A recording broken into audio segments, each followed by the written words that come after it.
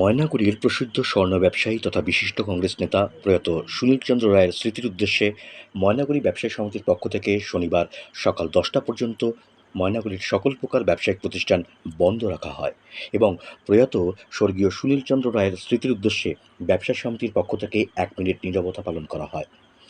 এদিন স্বর্গীয় সুনীলচন্দ্র রায়ের প্রতিকৃতিতে পুষ্পার্ঘ্য নিবেদন করেন ময়নাগুড়ি ব্যবসায়ী সমিতির সহ সম্পাদক সুমিত সাহা, ময়নাগুড়ি স্বর্ণ ব্যবসায়ী সমিতির সদস্য বাপ্পা কর্মকার সহ ময়নাগুড়ি ব্যবসায়ী সমিতির অন্যান্য সদস্যগণ।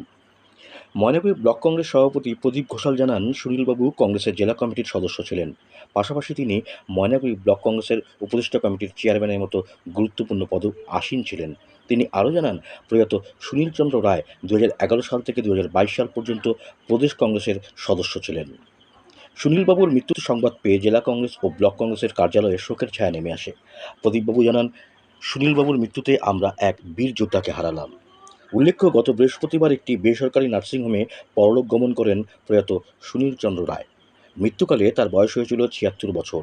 বর্তমানে তার স্ত্রী, এক পুত্র, পুত্রবধূ, এক কন্যা ও নাতি রেখে গেলেন। ওনার মৃত্যুতে সারা ময়নাগুড়ি ব্লকের কংগ্রেস দল গভীরভাবে শোকগ্রস্ত।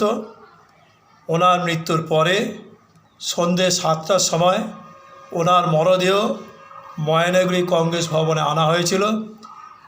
তার মৃতদেহে আমরা ময়নাগুড়ি ব্লকের সকল কংগ্রেস কর্মী, জেলা কংগ্রেস নেতৃত্ব শ্রদ্ধা জানিয়েছি।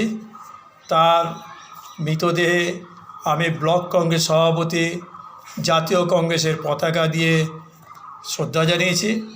জেলা কংগ্রেসের সভাপতি উনি পুষ্পস্তবক দিয়ে শ্রদ্ধা জানিয়েছেন।